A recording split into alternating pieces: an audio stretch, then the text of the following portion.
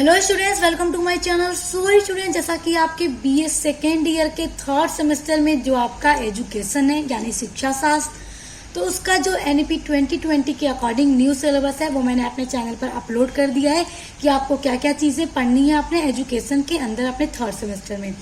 तो अभी तक आपने सिलेबस नहीं देखा है कि आपको क्या क्या पढ़ना है, तो उस वीडियो का लिंक मैं आपको इसी वीडियो के डिस्क्रिप्शन बॉक्स में दे दूंगी। ये वीडियो पढ़ने के बाद आप उसको देख लीजिएगा ज़रूर से, तभी आप पढ़ पाएंगे, क्योंकि सिलेबस जानना इम्पॉर्टेंट है। देखिए स्टूडेंट्स, आज की वीडियो में हम आपका स्टार्ट कर रहे हैं आपके थर्ड सेमेस्टर एजुकेशन की यूनिट्स। तो आज की वीडियो में हम स्टार्ट कर रहे हैं आपका यूनिट नंबर 1, और यूनिट नंबर 1 का ये वीडियो होगा पार्ट 1 या फिर कह लीजिए चैप्टर 1, जिसमें हम पढ़ेंगे शिक्षा एवं दर्शन, अवधारणा, प्रकृति एवं संबंध। देखिए, आपको यूनिट नंबर 1 के अंदर क्या पढ़ना था जब हमने सिलेबस देखा था? शिक्षा के बारे में और दर्शन के बारे में। शिक्षा क्या है, दर्शन क्या है। शिक्षा क्या होती है, एजुकेशन। दर्शन क्या है, फिलॉसफी। तो वो क्या है, हमको वो देखना है। उसके बाद शिक्षा की क्या अवधारणा है, अवधारणा का मतलब कह लीजिए कि अर्थ क्या है और परिभाषा क्या है, उसको हमें देखना है। और दर्शन की क्या अवधारणा और क्या परिभाषा है वो हमें देखना है। उसके बाद शिक्षा की क्या प्रकृति है, और फिर शिक्षा और दर्शन के बीच में क्या रिलेशन है, क्या संबंध है, उसको हम आज की वीडियो में कवर करने वाले हैं। तो चलिए स्टार्ट करते हैं। सबसे पहले देखते हैं शिक्षा क्या है। देखिए, जो शिक्षा है उसको इंग्लिश में एजुकेशन कहा जाता है। तो शिक्षा का जो शाब्दिक अर्थ है वो होता है एजुकेटन। देखिए, एजुकेटन जो है वो लैटिन भाषा के शब्द से बना है। शिक्षा का जो इंग्लिश शब्द है वो एजुकेशन है, और जो हमारा एजुकेशन है वो लैटिन भाषा के एजुकेटन शब्द से बना हुआ है, जिसमें ई का मतलब होता है आउट ऑफ।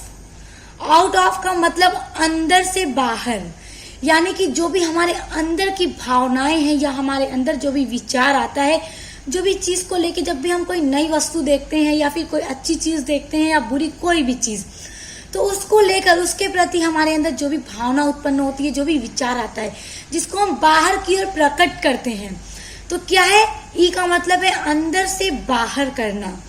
और डूको का मतलब होता है टू लीड, यानी आगे बढ़ना, यानी कि अंदर से निकलने वाली जो भी विचार हैं उनको प्रकट करना और फिर आगे बढ़ना, उनको विकसित करना। यही मतलब होता है एजुकेशन का। यानी कि हम सीखते हैं, हम पढ़ाई करते हैं, तो जो भी चीजें हमारे अंदर की होती है, हमारे अंदर की शक्ति है, उसका भी विकास होता है। हम अपने अंदर के सभी शक्तियों को बाहर निकालते हैं, किसके द्वारा, शिक्षा के द्वारा। तो अब एजुकेशन का शाब्दिक अर्थ क्या है, आई होप आप समझ गए। और एजुकेशन किस शब्द से बना है, तो लैटिन भाषा के एजुकेटन शब्द से बना है, जिसका मतलब होता है आउट ऑफ टू लीड, यानी अंदर से बाहर लाना और आगे बढ़ना।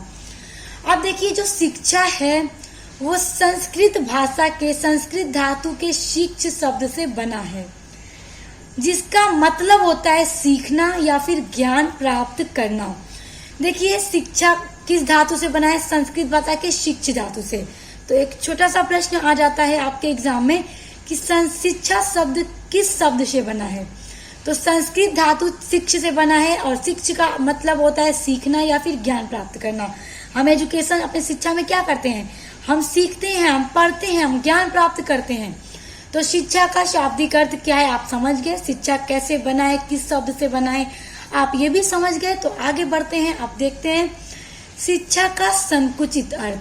देखिए, एग्जाम में आपसे सभी तरह से पूछ सकता है शिक्षा का शाब्दिक अर्थ क्या है, तो आप समझ गए क्या होता है। अब देखिए, शिक्षा का जो संकुचित अर्थ है वो होता है, जैसे कि देखिए, निर्धारित समय अवधि में बच्चों को इतनी शिक्षा या इतना ज्ञान दिया जाता है जिससे बच्चा सामाजिक समायोजन करने में सक्षम हो सके। देखिए, संकुचित का मतलब होता है ना कि एकदम संकुचित होता है, लिमिटेड होता है, निर्धारित होता है। टाइम हो गया, समय हो गया, सिलेबस हो गया, उद्देश्य हो गया, ये सारी चीजें एकदम फिक्स होती हैं।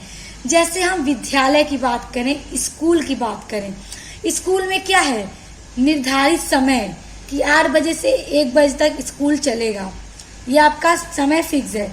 और आपको 12 तक की क्लास स्कूल से हासिल करनी है, 12 तक पढ़ना है, एकदम टाइम फिक्स है। आप यहाँ पर ग्रेजुएशन नहीं कर सकते, ग्रेजुएशन के लिए आपको कॉलेज में जाना होगा, ये भी चीजें एकदम फिक्स हैं। फिर 12 तक का जो आपका सिलेबस है, LKG में आपको ABCD ये सारी चीजें छोटी छोटी आ से अंगत, आ से अंगत तक, क से ज्ञ तक, ये सारी चीजें सिखाई जाती हैं। जैसे जैसे आप आगे बढ़ते हैं क्लासेस में, उस तरह आपका सिलेबस फिक्स होता है और आपको उसी के अंदर तक पढ़ाई करनी होती है। आपका एक स्थान फिक्स होता है, आपका पाठ्यक्रम यानी जो आपका सिलेबस है वो भी फिक्स होता है स्कूल के अंदर। उन्हीं चीजों को आपको बताया, समझाया और सिखाया जाता है और उसका एक उद्देश्य होता है कि आप ये जो चीज पढ़ रहे हैं तो आपने इतना तो ज्ञान प्राप्त कर लिया कि आप समाज को समझ सकें, अपने समाज के लिए कुछ कर सकें। और बच्चा क्या होता है कि इतना करने में सक्षम हो जाता है कि जो सामाजिक समायोजन है उसको करने में जो बच्चा एकदम सक्षम हो जाता है। तो संकुचित शिक्षा हम कह सकते हैं कि जो एकदम समय या निर्धारित समय या अवधि में बच्चों को इतनी शिक्षा या उतना ज्ञान तो दे दिया जाता है कि बच्चा चीजों को अच्छा गलत चीजों को समझ सके, सही फैसला कर सके, समाज को सामाजिक संयोजन करने में यानी एकदम पढ़ते सक्षम हो जाए। तो आप ये भी समझ गए कि शिक्षा का संकुचित अर्थ क्या होता है। आपको ये याद रखना है कि इसमें समय भी निर्धारित होता है, स्थान भी निर्धारित होता है, पाठ्यक्रम भी निर्धारित होता है और उद्देश्य भी फिक्स होता है। देखिए अब आपका अगला टॉपिक है शिक्षा का वास्तविक अर्थ।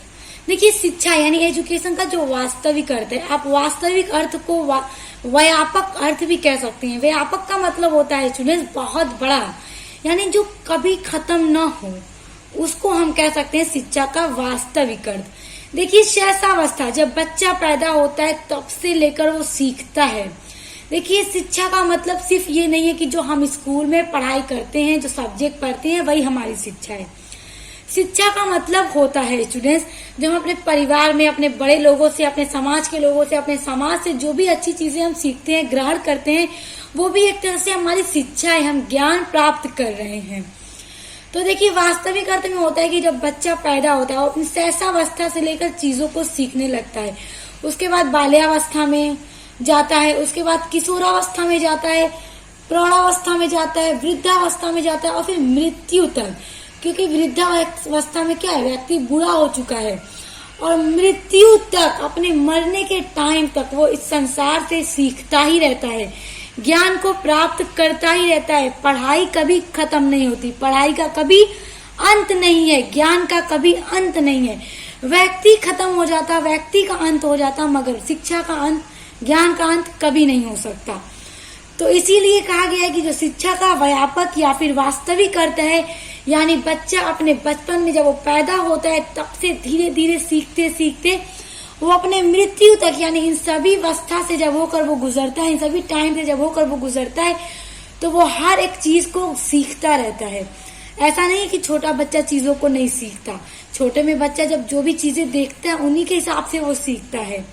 इसीलिए कहा जाता है कि छोटे में बच्चे जो चीज देखते हैं उसी को सीखते हैं और फिर उन्हें उनके पेरेंट के द्वारा, अपने बड़े सिस्टर ब्रदर जिनके भी द्वारा, दादी दादा सबके द्वारा सिखाया जाता है चीजों को, फिर धीरे धीरे वो सीखता है, यानी मृत्यु तक वो सीखता रहता है। शिक्षा का जो क्षेत्र है वो बहुत व्यापक है, जो शिक्षा का अर्थ है वो बहुत व्यापक है, वो कभी खत्म नहीं हो सकता और मृत्यु तक व्यक्ति सीखता ही रहता है, ज्ञान को प्राप्त करता ही रहता है।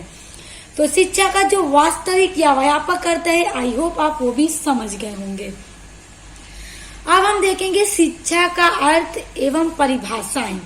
शिक्षा का क्या अर्थ है स्टूडेंट्स, ये तो आप समझ गए। शिक्षा का क्या मतलब है, सीखना, ज्ञान प्राप्त करना, अंदर से किसी भी चीज को देखकर जो भावना जो हमारे अंदर विचार आते हैं, फिर हम उनको प्रकट करते हैं, सामने बाहर लेकर आते हैं, वो क्या है, वो सभी शिक्षा के द्वारा ही होता है। अब देखिए शिक्षा की जो परिभाषाएं हैं वो अलग अलग विद्वानों ने अपने अनुसार अपनी अपनी परिभाषाएं दी हैं, जिसमें पहली परिभाषा है फ्रोबेल के अनुसार। देखिए फ्रोबेल महोदय का कहना है कि शिक्षा जो है वो एक प्रक्रिया है, एक ऐसा प्रोसेस है जो बालकों के अंतर शक्तियों, यानी जो अंदर की उसकी शक्तियां हैं, आंतरिक जो उसकी शक्तियां हैं, उसको बाहर प्रकट करती है। देखिए शिक्षा की जो शक्तियां हैं, बच्चों की जो अंदर की शक्तियां हैं, बच्चों में इतनी क्षमता नहीं होती कि वो अपने अंदर आए विचारों को प्रकट कर सके, लेकिन जब वो शिक्षा लेना शुरू कर देता है तो उसके अंदर इतना, मतलब वो इतना योग्य हो जाता है कि वो अपने अंदर की शक्तियों को, अपने विचारों को बाहर प्रकट करने में पूरी तरह से सक्षम हो जाता है। देखिए दूसरी परिभाषा है महात्मा गांधी के अनुसार। देखिए महात्मा गांधी जी के अनुसार जो उन्होंने शिक्षा दी है वो है कि शिक्षा से अभिप्राय बालक एवं मनुष्य के शरीर और उसके मन और आत्मा से निहित सर्वोत्तम शक्तियों के सर्वांगीण प्रकटीकरण से है। यानी शिक्षा क्या है कि मतलब किसी भी बालक या मनुष्य के अंदर की जो शक्तियां हैं, उसके मन, शरीर, आत्मा से अंदर जो भी शक्तियां हैं उनकी सर्वांगीण प्रकटीकरण। देखिए सर्वांगीण का मतलब होता है ना ऑल राउंड डेवलपमेंट, यानी कि बच्चों में जो भी शारीरिक, मानसिक और सामाजिक हर तरह का जो भी विकास होता है बच्चों में, मानसिक, बौद्धिक जितना भी विकास होता है उसको हम कहते हैं सर्वांगीण विकास, यानी कि ऑल राउंड डेवलपमेंट। तो शिक्षा के द्वारा ये सारी चीजें मतलब कि डेवलपमेंट होती है, सारी चीजें प्रकट होती हैं। उसके बाद तीसरा है स्पेंसर के अनुसार। देखिए स्पेंसर का कहना है कि शिक्षा पूर्ण जीवन है, यानी शिक्षा पूरा जीवन ही है। शिक्षा क्या है? पूरा जीवन। शिक्षा के द्वारा अगर जीवन देखिए तो क्या है? कुछ भी नहीं। शिक्षा के द्वारा ही हम सीखते हैं, हम हर चीज को समझ पाते हैं। उसके बाद प्लेटो के अनुसार परिभाषा है। प्लेटो का कहना है कि शारीरिक, मानसिक, देखिए ये तथा नहीं रहेगा, शारीरिक, मानसिक तथा बौद्धिक विकास की प्रक्रिया ही शिक्षा है। यानी कि मनुष्य में जो शारीरिक विकास होता है, उसका मानसिक विकास होता है, जो बौद्धिक विकास होता है, वो सभी शिक्षा के माध्यम से ही होता है। तो ये क्या है? एक विकास की प्रक्रिया ही शिक्षा है। ये किसका कहना है? प्लेटो महोदय का।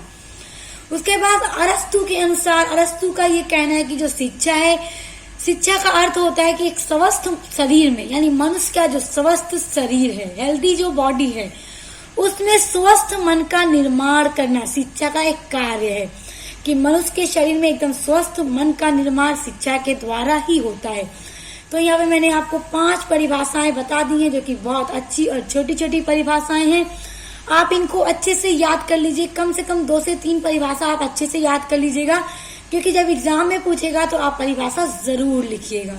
अगला टॉपिक है आपका शिक्षा की प्रकृति, यानी नेचर ऑफ एजुकेशन। देखिए हम जो प्रकृति को पढ़ने जा रहे हैं अभी, ये बहुत इंपॉर्टेंट है, और अगर आपसे एग्जाम में विशेषता पूछे तो आप इसको लिख सकते हैं, क्योंकि विशेषता या फिर प्रकृति आप यही लिख सकते हैं, यही है। तो देखिए पहला इसमें पॉइंट है शिक्षा विकास की प्रक्रिया है। विकास की प्रक्रिया का मतलब कि शिक्षा के द्वारा बच्चे में, एक मनुष्य में विकास होता है, शारीरिक, मानसिक, बौद्धिक सभी प्रकार का विकास होता है।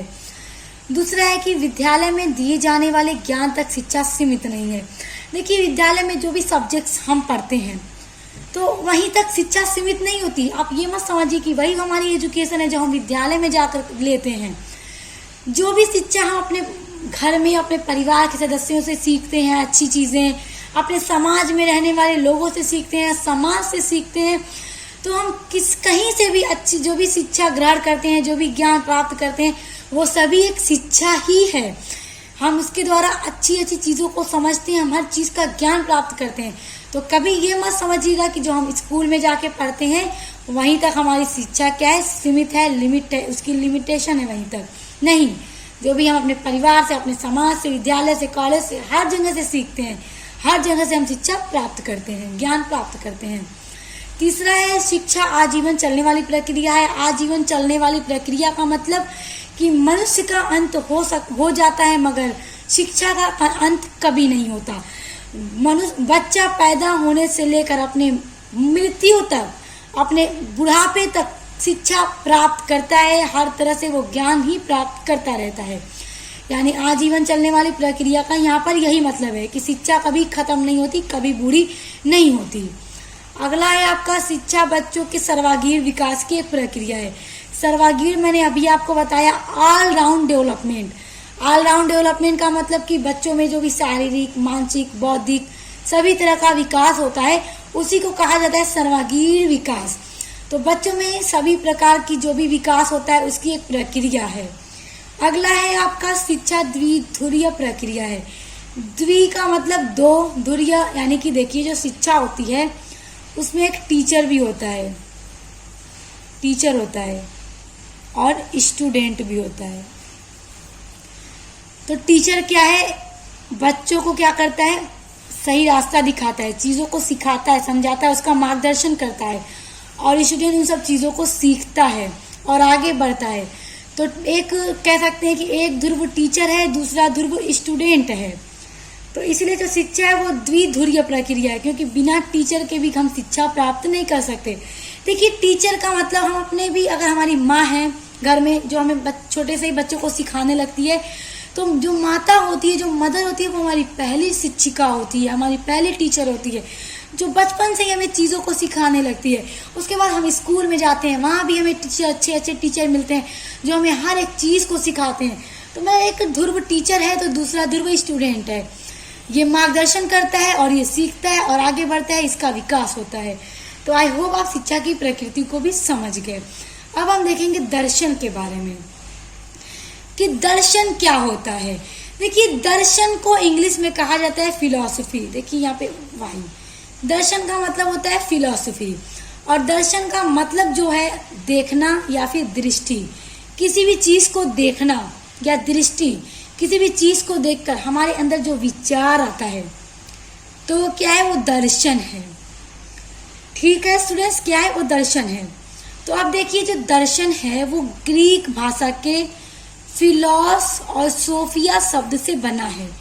फिलॉस का मतलब होता है प्रेम और सोफिया का मतलब होता है ज्ञान, यानी ज्ञान से प्रेम, एजुकेशन यानी शिक्षा से प्रेम। फिलॉसफी का यही मतलब होता है। देखिए स्टूडेंट्स, जो दर्शन होता है उसका मतलब होता है देखना। जब भी हम किसी चीज को देखकर हमें उसके बारे में और जानने की इच्छा होती है, उस चीज के बारे में, और उसके बारे में आप विचार करते हैं, तो यही जो कला है वो दर्शन कहलाती है। देखिए, दृष्टि से, जो हम ये दृष्टि से, जो दर्शन से हम किसी भी चीज का ज्ञान तथा सत्य की खोज करना तथा उसके वास्तविक स्वरूप को समझने की कला को दर्शन कहते हैं। यानी हमने किसी भी चीज को लेकर के, किसी भी वस्तु को लेकर के, किसी भी चीज को लेकर, किसी ज्ञान को लेकर, किसी सत्य के लेकर उसकी जब हम खोज करते हैं और उसके वास्तविक स्वरूप को जानने की कोशिश करते हैं, उसको समझने की पूरी तरह से कोशिश करते हैं, तो वो दर्शन है, वो हमारा विचार है। और देखिए, शिक्षा क्या होता है? शिक्षा होता है विचारों का पुंज। और दर्शन क्या है? जब कई विचार मिलते हैं, देखिए कई विचार, देखिए कह लीजिए कि हमने एक विचार किया, फिर दूसरा विचार किया, इसी तरह हमने कई सारा विचार किया, तो विचारों का पुंज बन जाता है शिक्षा। और शिक्षा के माध्यम से ही हम क्या करते हैं, चीजों के बारे में विचार करने की भावना हमें होती है, हम जानने की कोशिश करते हैं। तो इस तरह हम देख सकते हैं कि जो शिक्षा है और जो दर्शन है वो एक दूसरे से काफी ज्यादा संबंध है एक दूसरे में, क्योंकि हम शिक्षा के माध्यम से चीजों को देखने की कोशिश करते हैं, समझने की कोशिश करते हैं। और शिक्षा का मतलब क्या है? दर्शन, देखना, किसी भी ज्ञान को लेकर उसकी खोज करना, उसके वास्तविक रूप को समझने की कला दर्शन कहलाती है। तथा किसी कार्य करने से पूर्व इस कला को प्रयोग करने वाले व्यक्ति को दार्शनिक की संज्ञा दी जाती है। देखिए, जो दार्शनिक होता है, यानी जो भी किसी भी चीज को लेकर, किसी खोज को लेकर, किसी ज्ञान को लेकर उसके तह तक जाने की कोशिश करता है और कभी उसमें हार नहीं मानता, वो दार्शनिक कहलाता है। दार्शनिक को हम अन्य शब्दों में विचारक कह सकते हैं, और दर्शन को भी हम अन्य शब्दों में विचार कह सकते हैं। यानी हम विचार करते हैं, और विचार करने वाला कौन है? विचारक, जिसके अंदर हमेशा किसी न किसी चीज को लेकर विचार पैदा होता है। तो कैसे होता है? शिक्षा के माध्यम से ही। अब हम देखेंगे कुछ परिभाषाएं। देखिए, बर्ट्रैंड रसेल के अनुसार एक डेफिनेशन है फिलॉसफी। देखिए, ये नहीं रहेगा, फिलॉसफी यानी कि दर्शन जो है, फिलॉसफी भी अन्य अध्ययन विषयों के भांति एक ज्ञान की खोज के प्रति प्रयास है। यानी जिस तरह से अदर सब्जेक्ट हैं, उन्हीं की तरह ज्ञान की खोज करने की एक जो कोशिश होती है इंसान की, वो फिलॉसफी कहलाती है। और जो खोज करता है, जो दर्शन करता है, वो विचार करता है, वो दार्शनिक कहलाता है।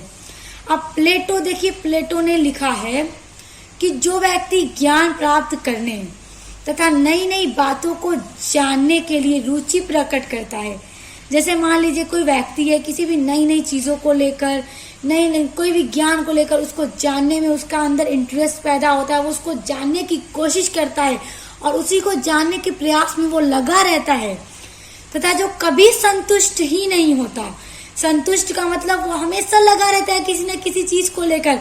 ये नहीं एक चीज का विचार किया, उसको उसके वास्तविक रूप को जान लिया, बैठ जाए सुकून से, फिर वो दूसरी चीज को लेकर विचार करता है, सोचता है, दर्शन करता है, वो कभी संतुष्ट नहीं होता, तो उसे दार्शनिक यानी उस व्यक्ति को दार्शनिक कहा जाता है।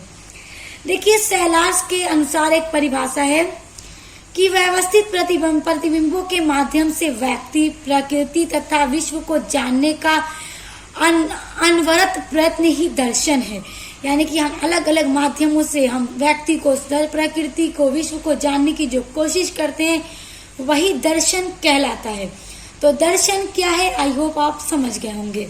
अब आपका अगला हेडिंग है शिक्षा और दर्शन के बीच में संबंध, relationship between education and philosophy.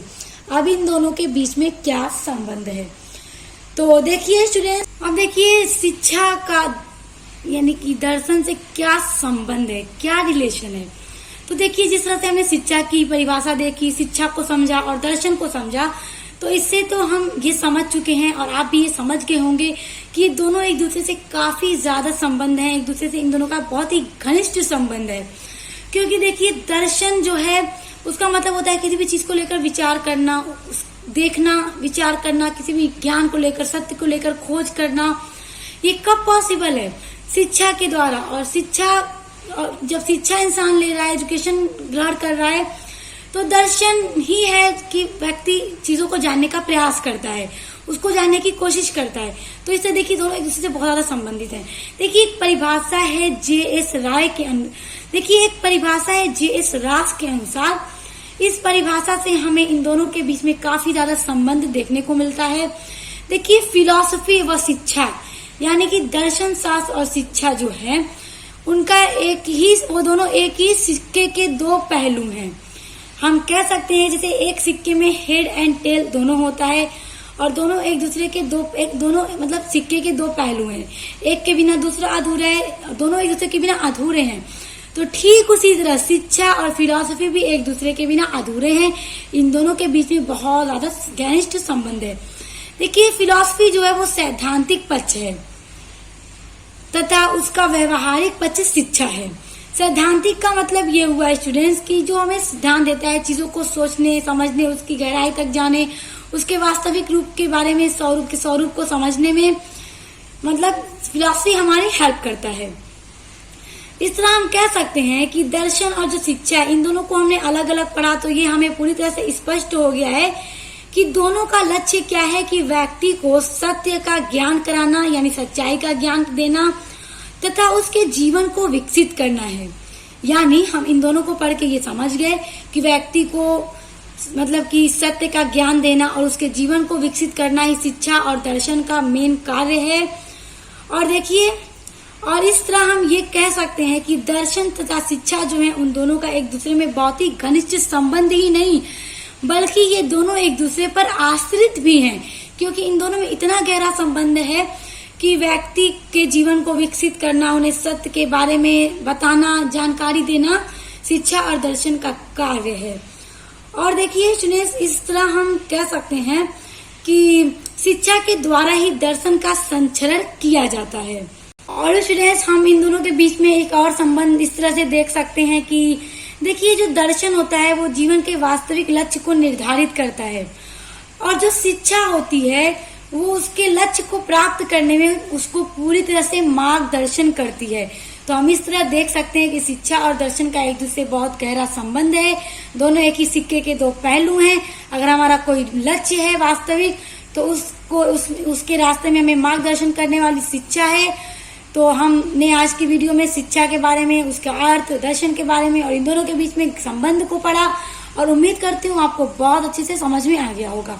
और स्टूडेंट्स देखिए आपके यूनिट नंबर 1 का ये वीडियो पार्ट 1 है। आपकी यूनिट नंबर 1 की पार्ट 2 भी वीडियो जल्द मैं अपलोड करूंगी और उसके अलावा आपकी और यूनिट्स को भी मैं कंप्लीट कराऊंगी। और देखिए एक बहुत इंपॉर्टेंट बात आपको ये भी बताती चलूं कि अगर आप बीए थर्ड सेमेस्टर में इंग्लिश लिटरेचर पढ़ते हैं या सोशियोलॉजी पढ़ते हैं या फिर मेडिवल हिस्ट्री पढ़ते हैं तो ये सभी की क्लास मेरे चैनल पर स्टार्ट हो गई। तो आप इन सभी को पढ़ने के चैनल से जुड़ जाइए, बेल आइकन को प्रेस कर लीजिए ताकि आने वाली वीडियो का नोटिफिकेशन आपको मिलता रहे। तो हम मिलते हैं नेक्स्ट वीडियो के साथ।